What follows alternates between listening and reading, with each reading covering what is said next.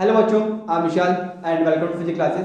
तो आज हम डिस्कस करने वाले हैं इस वीडियो में प्रिज्म को। ओके, प्रिज्म जो है काफ़ी इंपॉर्टेंट टॉपिक है, specially 10th class students and also 12th class students. तो आई होप ये वीडियो काफ़ी इंटरेस्टिंग रहे आपके लिए और थोड़ा इन्फॉर्मेटिव भी रहे। ओके, तो आप सभी से रिक्वेस्ट है कि आप इस वीडियो को पूरा देखिए। तो सबसे पहले हम हेड डालते हैं प्रिज्म होता क्या है। ओके, तो प्रिज्म क्या है? ट्रांसपेरेंट मीडियम है जो बाउंडेड होता है any number of surface. Okay, तो आप हेड डालिए प्रिज्म।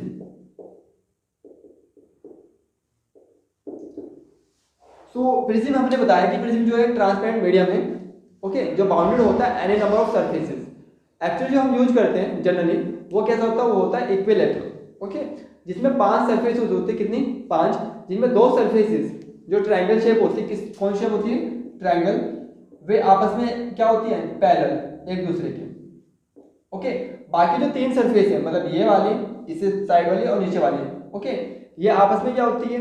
ये होते हैं इंक्लाइंड, एक किसी एंगल पर, एक पर्टिकुलर एंगल पर, जिसे क्या बोलते हैं? प्रिज्म एंगल बोलते हैं। ओके, तो ये हम यूज करते हैं जनरली, बट प्रिज्म जो है उसमें काफी सारे सरफेस हो सकती है। ओके, प्रिज्म का काम क्या है कि जो रे है, जो इंसिडेंट हुआ रे, उसको क्या करना है? 7 कलर्स में स्प्लिट करना, व्हाइट रे को। ओके, तो यहाँ पर एक बात को ध्यान देने की है, जो रे होता है वो इंसिडेंट होता है क्या? एक सरफेस पर, और दूसरी सरफेस से क्या होता है? एमर्ज होता है। तो जिस सरफेस पर लाइट इंसिडेंट होता है और जिस सरफेस से लाइट क्या होता है? एमर्ज होता है, वे आपस में क्या होना चाहिए? नॉन पैरेलल, जैसे कि ये साइड और इसके बराबर वाले साइड। ओके, तो यहाँ पे देखिए प्रिज्म होता क्या है। तो हम इसकी डेफिनेशन थोड़ा इजीली लिख सकते हैं। तो ये क्या है? It is transparent medium, it is a transparent medium bounded by any number of surfaces, any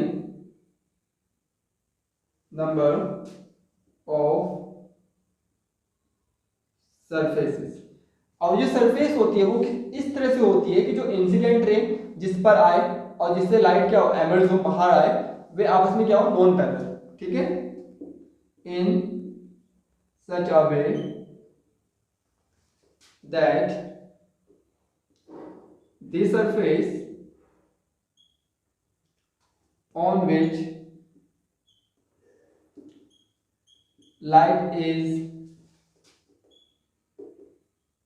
incident and the surface from which light emits।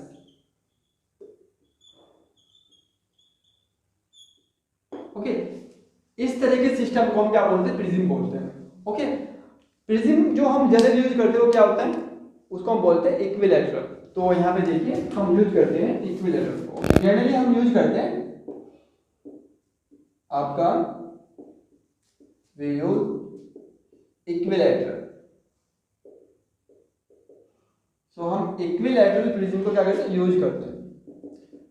अब इक्विलैटरल प्रिज्म का मैं आपको एग्जांपल दिखाना चाहता हूँ, बट मेरे पास है नहीं प्रिज्म, बट मैंने कोशिश की है इसको क्राफ्ट करने की। तो सपोज कीजिए ये आपका इक्विलैटरल है। ओके, अब इक्विलैटरल में क्या 5 सरफेस होती है। ओके, तो ये 5 सरफेस है, फर्स्ट, इसका जस्ट पीछे second, okay, third, fourth and fifth. तो ये 5 सरफेस है।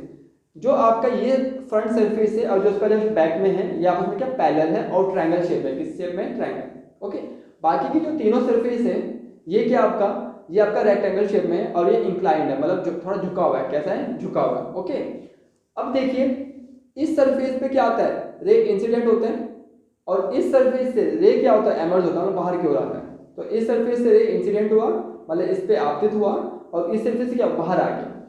तो ये दोनों सरफेसेस, ओके, जो आपका कैसा है? रेक्टेंगल शेप में, ये आपका क्या? नॉन पैरेलल है, वे एक दूसरे पैरेलल नहीं है। ओके, तो इन दोनों सरफेस के बीच में एक एंगल बनता है। क्या बनता है? एंगल। ओके, जैसे कि आपका ये सरफेस जिस पे रे इंसिडेंट हुआ और ये आपका सेकंड सरफेस, तो इनके बीच में क्या हो रहा है? एक एंगल बन रहा है, ये वाला एंगल। इसे क्या बोलते हैं? इसे बोलते हैं प्रिज्म एंगल। इसे कैसे नोट करते हैं? ए से। ओके, तो ये क्या आपका प्रिज्म एंगल है। तो प्रिज्म एंगल कौन सा एंगल है? जो आपका बनता है किसके बीच में? जहां पर रे इंसिडेंट होती है उस सरफेस के बीच में, और जहां से रे क्या होता है? एमर्ज होते हैं, बाहर की ओर आती है, उस सरफेस के बीच में। जो आपका एंगल बनता है उसे क्या बोलते हैं, प्रिज्म एंगल बोलते हैं। ओके, तो ये आपका क्या है, प्रिज्म एंगल है। ओके, आई होप आपको ये चीज समझ में आई होगी। तो ये क्या आपका इक्विलैटरल है। ओके, तो इक्विलैटरल में 5 सरफेस है, जिनमें से 2 सरफेस तो पैरेलल है, बाकी तीनों सरफेस क्या है, वे आपका इंक्लाइंड है। ओके, तो यहाँ पे देखिए इक्विलैटरल प्रिज्म होता क्या है। तो इसके अंदर इन विच टू ट्रायंगुलर, जो ट्रायंगुलर आपकी सरफेस है वे क्या होती है, पैरेलल होती है। Okay, two triangular surfaces are parallel, जिसमें 2 सरफेस तो क्या होगी, पैरेलल हो गई, और बाकी की जो 3 सरफेस है वो जो रेक्टेंगल शेप में है वो क्या इंक्लाइंड है, मतलब झुकी हुई है किसी एक एंगल पर। ओके, एंड 3 सरफेसेस जो आपका क्या है, रेक्टेंगुलर शेप है। Okay, 3 surfaces are inclined at an angle, जो किसी एक एंगल पे क्या झुका हुआ है, तो उसे क्या बोलते हैं हम, आपका इक्विलैटरल प्रिज्म बोलते हैं। तो इक्विलैटरल प्रिज्म में केवल आप जो सामने का जो सरफेस है उसको ही देख पाते हो, जो सामने का पृष्ठ है उसको देख पाते हो। ओके, अब इसको हम नाम कर देते हैं ए बी सी। अब देखिए क्या होता है, इसके एक सरफेस पे क्या होता है, लाइट आता है, इसको क्या बोलते हैं, इंसिडेंट रे। और जो इंसिडेंट रे होती है वो आपका उसे बोलते हैं व्हाइट रे। यहाँ पे क्या बोलते हैं, व्हाइट रे। अब व्हाइट रे क्या है, व्हाइट रे एक कॉम्बिनेशन है 7 कलर्स का। किसका, 7 कलर। जब 7 कलर का कॉम्बिनेशन हो जाता है, ओके, उसे क्या बोलते हैं, व्हाइट रे बोलते हैं, मतलब वो व्हाइट कलर का अपीयर होता है। जैसे कि आपका प्राइमरी एग्जांपल क्या है, सनलाइट। तो सनलाइट में क्या है, व्हाइट रे है, मतलब वो कॉम्बिनेशन होता है किसका, 7 कलर का। अब जो प्रिज्म है वो कर क्या रहे हैं, प्रिज्म क्या कर रहे हैं कि जो व्हाइट रे है, जो कॉम्बिनेशन किसका, 7 कलर का, उसको अलग अलग कर देता है, मतलब अलग अलग स्प्लिट कर देता है 7 कलर्स में। तो कुल मिलाकर जो प्रिज्म है वो छन्ने का काम कर रहा है, किसका, छन्ने का। ओके, और जो प्रिज्म जो है कैसे मिलकर बना हुआ है, गिलास से। गिलास का क्या होता है, अपना रेफ्रेक्टिव होता है। क्या होता है, रेफ्रेक्टिव। तो रेफ्रेक्टिव होने की वजह से यहाँ पे क्या होगा, यहाँ पर होगा रेफ्रेक्शन। क्या होगा, रेफ्रेक्शन। तो रेफ्रेक्शन की वजह से क्या होता है, यहाँ पर होता है आपका डिस्पर्सन, मतलब 7 कलर्स में स्प्रेड करना। तो यहाँ पे देखिए इंसिडेंट रे, इंसिडेंट रे इसका अपना क्या रेफ्रेक्टिव है, तो रेफ्रेक्टिव की वजह से यहाँ पे क्या होगा, रेफ्रेक्शन होगा। तो रेफ्रेक्शन की वजह से ये रे कहाँ आया, दूसरी सरफेस पर, अब वो क्या हुआ, 7 कलर्स में स्प्रेड हो गया। ओके, जो सबसे ऊपर कलर होता है उसे क्या होता है, रेड, और सबसे नीचे क्या होता है, वॉयलेट कलर। ओके, तो ये 7 कलर का कॉम्बिनेशन यहाँ पर इनके पीछे मिलता है, जिसको हम याद कर सकते हैं विप क्योर के नाम से। किससे, विप क्योर, विप क्योर। तो ये 7 कलर्स होते हैं। तो आप देख पा रहे हैं जो आपका प्रिज्म है वो किसका काम कर रहा है, छन्ने का काम कर रहा है, जो जो 7 कलर्स को क्या कर दिया, अलग अलग कर दिया। ओके, अब यहाँ पे देखिए जिस सरफेस पर रे क्या हुआ, इंसिडेंट हुआ, और जिस सरफेस से रे क्या हुआ, एमर्ज हुआ। ओके, इनके बीच में क्या होता है, एंगल होता है। क्या होता है, एंगल। क्योंकि ये क्या है, पैरेलल नहीं है, ये झुकी हुई होती है। क्या होती है, झुकी हुई। तो इनके झुकने की वजह से क्या बनता है, कि एंगल बनता है। क्या बनता है, एंगल, जिसे क्या बोलते हैं, प्रिज्म एंगल बोलते हैं। ओके, तो यहाँ पर हम सबसे पहले पढ़ने वाले हैं कि प्रिज्म एंगल होता क्या है। तो प्रिज्म एंगल सिंपल से है कि 2 सरफेस के बीच में एंगल, कौन कौन सरफेस, जिस पर रे इंसिडेंट होती है और जिससे रे क्या होती है, एमर्ज होती है, उनके बीच में जो एंगल बनता है उसे क्या बोलते हैं, प्रिज्म एंगल बोलते हैं। ओके, तो यहाँ पे देखिए प्रिज्म एंगल। तो यहाँ पे देखिए प्रिज्म एंगल, कि प्रिज्म एंगल होता क्या है। ओके, तो यहाँ पे देखिए प्रिज्म एंगल क्या है, ये एंगल है बिटवीन किसके बीच में, उस सरफेस के बीच में जहां पर रे क्या हुआ, इंसिडेंट हुआ, और उस सरफेस के बीच में जहां से रे क्या हुआ, एमर्ज हुआ। ओके, तो उसे क्या बोलते हैं, प्रिज्म एंगल बोलते हैं। तो यहाँ पे आप सिंपली लिख सकते हैं, it is an angle between the surface on which ray या light incident and from which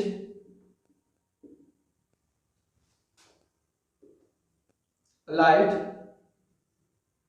emits। Okay, इसे क्या बोलते हैं, प्रिज्म एंगल बोलते हैं। यहां पर हमने जो प्रिज्म एंगल है उसको क्या माना, ए।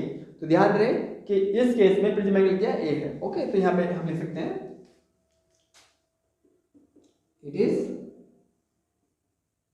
डिनोटेड बाय ए। तो जो ए एंगल है वो क्या है, प्रिज्म एंगल है। ओके, तो हम यहाँ पे पढ़ते हैं डिस्पर्सन, कि डिस्पर्सन होता क्या है। डिस्पर्सन का मतलब होता है जब लाइट पास होती है किससे, प्रिज्म से, तो 7 कलर्स में क्या होता है, स्प्लिट हो जाता है। ओके, इसी फिनोमेनन को हम क्या बोलते हैं, डिस्पर्सन बोलते हैं। ओके, तो इसको इजीली आप याद कर सकते हैं। तो यहाँ पे देखिए डिस्पर्सन। तो अब यहाँ पे देखिए dispersion of light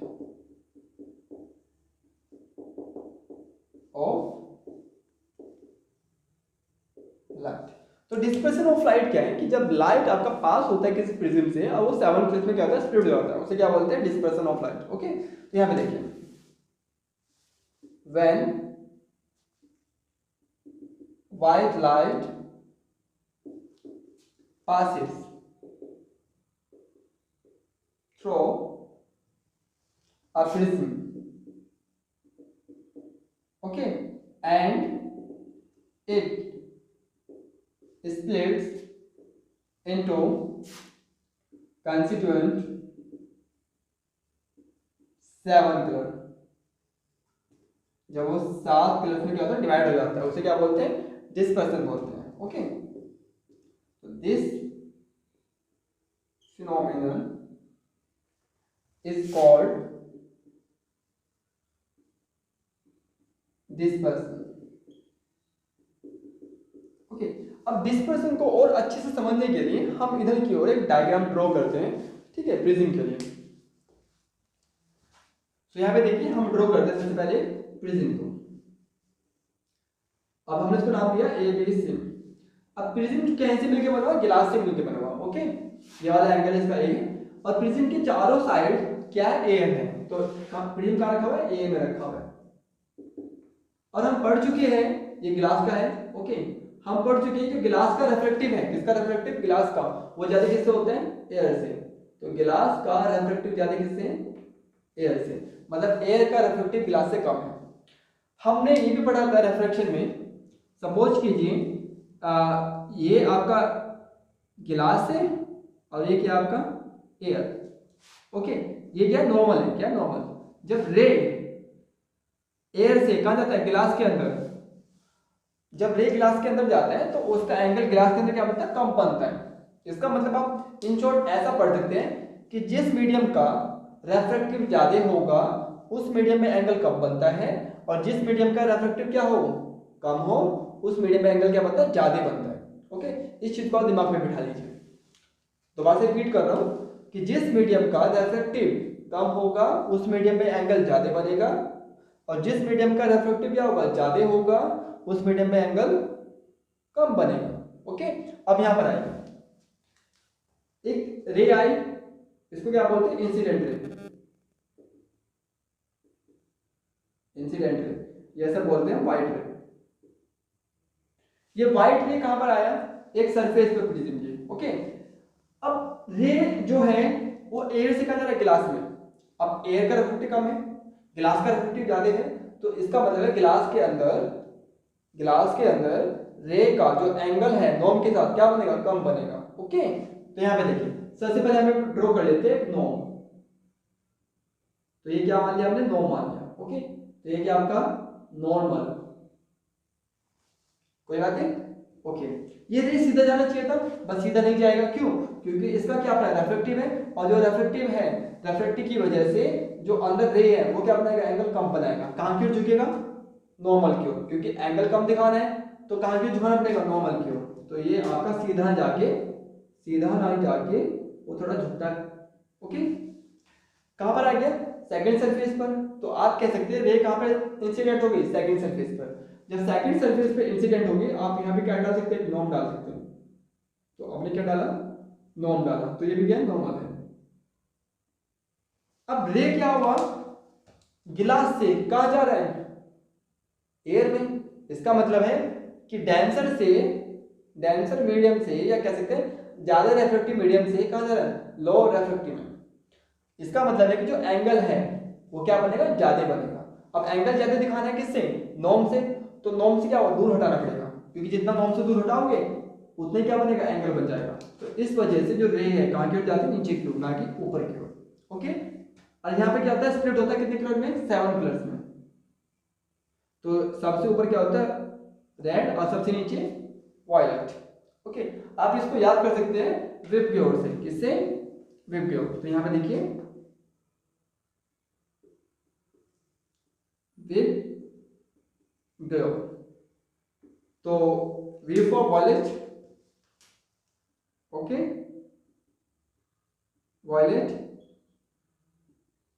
Indigo, blue, green, yellow, orange and red. Okay, तो ये आपका तरीका है याद करने का। अब यहाँ पे देखिए ये 7 कलर्स में स्प्लिट क्यों हुआ। ओके, सबसे पहली बात ये तो सिंपल सा आंसर है कि हर कलर के लिए, सभी कलर्स के लिए गिलास का रिफ्रैक्टिव क्या होता है, अलग अलग होता है। सभी कलर्स के लिए गिलास का रिफ्रैक्टिव आपका अलग अलग होगा। आप देख पा रहे हो रेड थोड़ा कम झुका, वॉयलेट सबसे ज्यादा झुका। इसका मतलब क्या हुआ कि रेड कलर के लिए, रेड कलर के लिए गिलास का रिफ्रैक्टिव क्या कम है, और वॉयलेट कलर के लिए गिलास का रिफ्रैक्टिव क्या ज्यादा है। ओके, इस चीज को हम समझ सकते हैं एक फॉर्मूले की हेल्प से, बट अभी के लिए आप इतना याद कीजिए रेड थोड़ा कम झुक रहा है, इसका मतलब है कि जो गिलास का, मतलब कहते हैं जो प्रिज्म का जो रिफ्रैक्टिव है, इसका प्रिज्म का जो रिफ्रैक्टिव है रेड कलर के लिए वो कम है। ओके, और वॉयलेट कलर के लिए प्रिज्म का जो रिफ्रैक्टिव है वो क्या है, ज्यादा है। तो आप इसको ऐसे समझ सकते हैं, रिफ्रैक्टिव किसका, रेड कलर का वो कम है, रिफ्रैक्टिव किससे, वॉयलेट कलर से। ओके, तो ये आप ध्यान दें कि सभी कलर्स के लिए रिफ्रैक्टिव क्या होता है, अलग अलग होता है। ओके, तो यहाँ पे देखिए अगर हम इंसिडेंट रे को थोड़ा आगे की ओर बढ़ाएं, ओके, और जो आपका एमर्जेंट रे है, मतलब एमर्जेंट रे है, उनको भी पीछे की ओर बढ़ाएं, तो ये थोड़ा एक पॉइंट पे कट करता है। ओके, जहां पर ये कट करेगा उसे बोलते हैं आपका डिवीजन एंगल। ओके, और इसको डिनोट करते हैं किससे, डेल से। तो यहाँ पे देखिए डिवीजन एंगल होता क्या है, एंगल, तो ये आपका एंगल है बिटवीन इंसिडेंट और एमर्जेंट रे। ओके, तो यहाँ पे देखिए it is angle between incident ray and emergent ray. Okay, और इसको हम डिनोट करते हैं, it is denoted by del, it is denoted by del. Okay, आप ध्यान रहे ये डेल एंगल, जो आपका डेल एंगल है, ये किसके इक्वल होगा, ये भी डेल एंगल है और ये भी क्या है, डेल एंगल। ये डेल एंगल किसके लिए है, वॉयलेट कलर के लिए, और ये वाला एंगल किसके है, रेड कलर के लिए। ओके, तो आप देख पा रहे हो कि वॉयलेट कलर क्या कर रहा है, ज्यादा एंगल बना रहा है, और रेड कलर क्या कर रहे हैं, कम एंगल बना रहे हैं। ओके, तो आपका जो डिवीजन एंगल है फॉर वॉयलेट वो ज्यादा होता है, और डिवीजन एंगल किसका, रेड कलर का वो क्या होता है, कम होता है। ओके, इस चीज को आप याद रखिएगा। तो यहाँ पे याद रखिएगा, मैं यहाँ पे लिख रहा हूँ रेड कलर का डिवीजन एंगल कम होता है किससे, वॉयलेट कलर से। तो ये सभी जो बेसिस हमारी आई है कि रिफ्रैक्टिव रेड कलर का कम होता है किससे, वॉयलेट कलर से।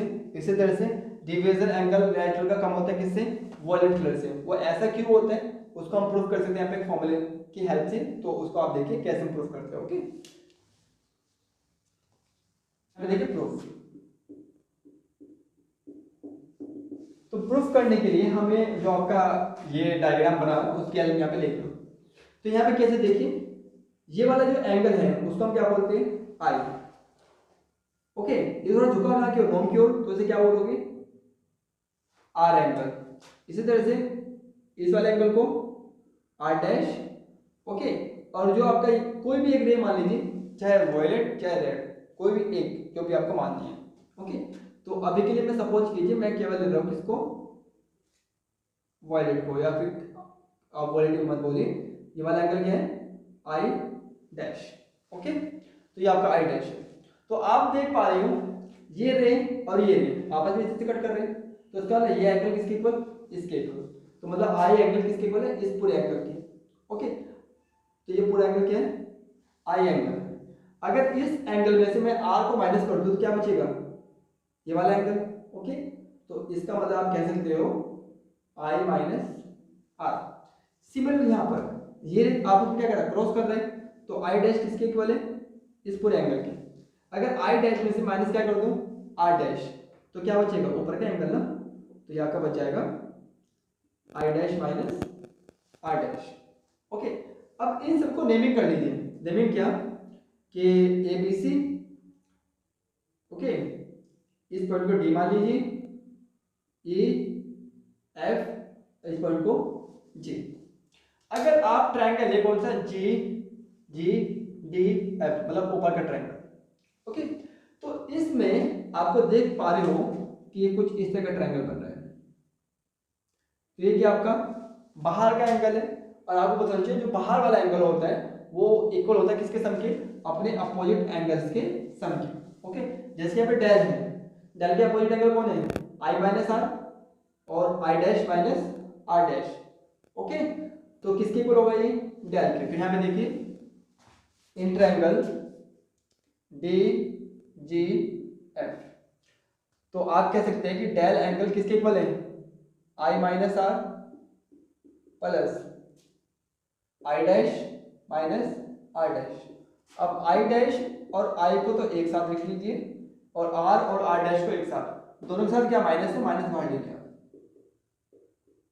ओके, ये आपका फर्स्ट इक्वेशन बन गया इसमें। ओके, अब यहाँ पे देखिए ये आपका ए एंगल है, ये आपका क्या ए एंगल है, आपको देख पा रहे हो क्या आपका ये रोम्बस टाइप है। ओके, तो इसमें क्या होगा, आमने सामने वाले जो एंगल्स होते हैं क्या होते हैं, 180। तो यहाँ पे देखिए डी ई एफ ए, तो यहाँ पे देखिए angle E plus angle A equal किसके, 180 के। ओके, अब यहाँ पे दूसरी बात देखिए, ये ट्रायंगल है आपका, ट्रायंगल के अंदर जो टोटल एंगल का जो सम होता है क्या होता है, 180 होता है। तो यहाँ पे देखिए ये आपका सेकंड इक्वेशन है। तो ट्रायंगल कौन सा, डी ई एफ, ये नीचे वाला ट्रायंगल। तो R plus R dash plus angle E, तो आप कह सकते हैं angle R plus R dash, ऐसे छोड़िए सिंपल ऐसे लिखिए। Okay, R plus R dash plus angle A equal कितना, 180। ये थर्ड इक्वेशन है, ये भी 180 है, ये भी 180 है, तो आपस में क्या होना चाहिए, इक्वल होना चाहिए। ओके, तो आप कह सकते हैं कि इक्वेशन सेकंड और थर्ड से हमने इसको लिख लिया, इक्वल किसके हैं, एंगल ए प्लस एंगल ए। तो ए से ए कैंसिल, तो आप कह सकते हैं R plus R dash equal किसके, ए के। ये आपका फोर्थ इक्वेशन है। ओके, अगर हम यहाँ पर कुछ देर के लिए मान लें कि आई एंगल किसके इक्वल, आई डैश के, बिकॉज सेम मीडियम में है, आर एंगल किसके हैं, आर डैश के। ओके, ये भी आपका सेम मीडियम मतलब कांच के अंदर है, और ये एंगल किसके अंदर है, एयर के अंदर। ओके, तो यहाँ पे हम लिख सकते हैं if I equal I dash K and R equal R dash K. Okay, अगर आर डैश को आर मान लिया तो यहाँ पे देखिए देन हम लिख सकते हैं आर प्लस आर इक्वल ए। इसका क्या मतलब हुआ, 2r इक्वल ए, इसका मतलब r इक्वल ए बाई 2। 2 कहाँ पूछा दिया हमने, a के अपॉन में, तो r की वैल्यू क्या हो गई, a का हाफ। a क्या आपका, ये आपका प्रिज्म एंगल। ओके, तो हमने r की वैल्यू निकाल ली। अब हमें निकालनी है एक i की वैल्यू, किसकी, i की। तो यहाँ पे देखिए इस वाले फॉर्मूले से, तो थोड़ा स्पेस कम है, तो यहाँ पे देखिए हाँ डेल आई प्लस आई, क्योंकि हमने आई और आई डैश को क्या माना, सेम माना, तो आई डैश को रिप्लेस क्या भी कर दिया आई में। ये क्या है, R plus R dash, R plus R dash किसकी इक्वल है, ए के, तो ये आपका हो गया माइनस ए। क्या आ गया इस साइड क्या में जाएगा, प्लस में, तो डेल प्लस ए इक्वल 2i, मतलब i इक्वल किसका हो गया, del plus A by two. Okay, तो आप इसको भी नोट कर लीजिए एंड इसको भी नोट कर लीजिए। ये आपका हमने किया है थिन प्रिज्म के लिए। ओके, आप यहाँ पे देखिए,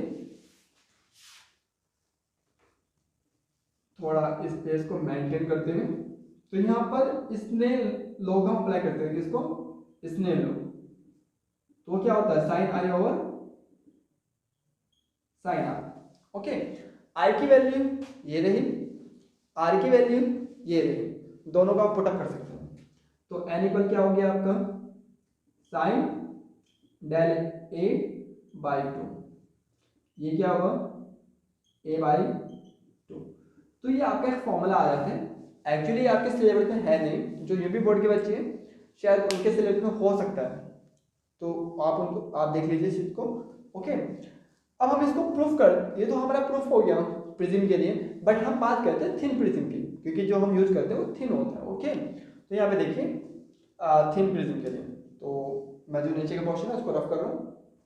तो यहाँ पे देखिए फॉर थिन प्रिज्म, अगर हम थिन प्रिज्म की बात करें तो जो यहाँ पे साइंस है वो आपके हट जाएंगे। इसका मतलब है कि n इक्वल किसके? Del plus A by two and A by two. Okay, for thin prism के लिए हम साइन को रिमूव कर देते हैं, हटा देते हैं। इसका लिए हम कह सकते हैं कि जो साइन थीटा है वो इक्विवेलेंट किसका होता है? थीटा के। फॉर जब आपकी वैल्यू जो एंगल्स की हो क्या कम हो, छोटी हो। ओके, तो ए से सॉरी टू से टू कैंसिल, तो क्या बचा? डेल प्लस ए और ओवर ए किसकी इक्वल है? एन की। क्रॉस मल्टीप्लाई कर दीजिए, N A equal del plus A. अब इसको आप इधर लेके आएगा माइनस में, तो एन माइनस ए, सॉरी यहाँ पर ए भी है, इक्वल डेल, इक्वल क्या जाएगा? ए कॉमन आ गया, ए क्या आ गया आपका? कॉमन, तो del A N minus one. अब आप देखिए, जिसके लिए एन क्या रेफ्रेक्टिव है, तो जो आपका डिवीजन एंगल है वो डिपेंड किस पर कर रहा है? ए मतलब प्रिज्म एंगल पर और रेफ्रेक्टिव पर। जिसके लिए रेफ्रेक्टिव की वैल्यू कम होगी उसके लिए डिवीजन एंगल क्या होगा? कम होगा। जिसके लिए रेफ्रेक्टिव की वैल्यू क्या होगी? ज्यादा होगी, उसके लिए डिवीजन एंगल क्या होगा? ज्यादा होगा। ओके, अब यहाँ पे दोबारा से देखिए, ये आपका प्रिज्म है, ये इंसिडेंट हुआ। ओके, 7 कलर में स्प्लिट हो गया, सबसे ऊपर कलर रेड, सबसे नीचे वॉयलेट, तो ज्यादा झुक कौन रहा है? वॉयलेट। इसका मतलब है कि वॉयलेट का डिवीजन एंगल क्या है? ज्यादा है। वॉयलेट का डिवीजन एंगल क्या है? ज्यादा, किससे? रेड कलर से। तो आप कह सकते हैं कि वॉयलेट के लिए रेफ्रेक्टिव ज्यादा होता है, किससे? रेड से। तो वॉयलेट का रेफ्रेक्टिव ज्यादा होता है फॉर रेड के कंपैरिजन। ओके, सो आपने देखा होगा जो मोस्ट ऑफ कार होती है उनका जो बैकलाइट होता है वो रेड कलर का होता है। ओके, उसका रीजन ये है, रेड कलर के लिए गिलास का रेफ्रेक्टिव क्या होता है? कम होता है, जिस वजह से जो लाइट है रेड लाइट वो इजीली ट्रेवल कर लेती है गिलास के अंदर बहुत तेजी स्पीड से। जो बाकी लाइट है वो इतनी स्पीड से ट्रेवल नहीं कर सकती जितना स्पीड से रेड लाइट ट्रेवल कर लेती है, बिकॉज रेड लाइट के लिए गिलास का रेफ्रेक्टिव क्या होता है? कम होता है। बाकी और जो कलर्स होते हैं उनके लिए ग्लास का रेफ्रेक्टिव क्या होता है? ज़्यादा होता है, जिस वजह से वो थोड़ा कम स्पीड से ट्रेवल करती है गिलास के अंदर। ओके, अगर वो कम स्पीड से ट्रेवल करेगा तो हमारी आंखों में जो लाइट है वो थोड़ा लेट पहुंचेगा, तो हमें खतरा हो सकता है कि एक्सीडेंट ना हो जाए। ओके, अगर हम रेड लाइट यूज करते हैं तो रेड लाइट बहुत तेजी से ट्रेवल करता है गिलास के अंदर। ओके, और वो हमारी आंखों पे कम से कम टाइम लेता है आने में, तो जिस वजह से हमें आगे के ऑब्जेक्ट या आगे की जो कार्स हैं वो दिख जाती है ठीक टाइम पर, जिससे एक्सीडेंट नहीं होते। ओके, सो देखते हैं रेनबो कैसे फॉर्म होता है। तो रेनबो का फॉर्म होना एक सिंपल प्रोसीजर है। जब एनवायरनमेंट के अंदर छोटी छोटी बूंदें होती है वाटर की या छोटे छोटे ड्रॉप होते हैं वाटर की, तो वाटर की ड्रॉप जो है वो आपका वर्क करती है एज ए प्रिज्म। जब प्रिज्म क्या करता है, लाइट को या वाइट लाइट को आपका डिस्पर्स करता है इनटू 7 कलर्स में। इसी तरह से जो वाटर ड्रॉप है वे आपकी जो सनलाइट है उसको डिस्पर्स करते हैं इनटू 7 कलर्स। ओके, इस तरह से आपका जो रेनबो वो फॉर्म होता है। रेनबो हमेशा फॉर्म होगा सन के अपोजिट डायरेक्शन में। ओके, तो ये था आज की वीडियो में, एंड आई होप आपको वीडियो अच्छी लगे। तो इसी उम्मीद के साथ आपकी जो प्रिपरेशन है वो काफ़ी हद तक अच्छी चल रही होगी। तो have a good day and good luck for your preparation.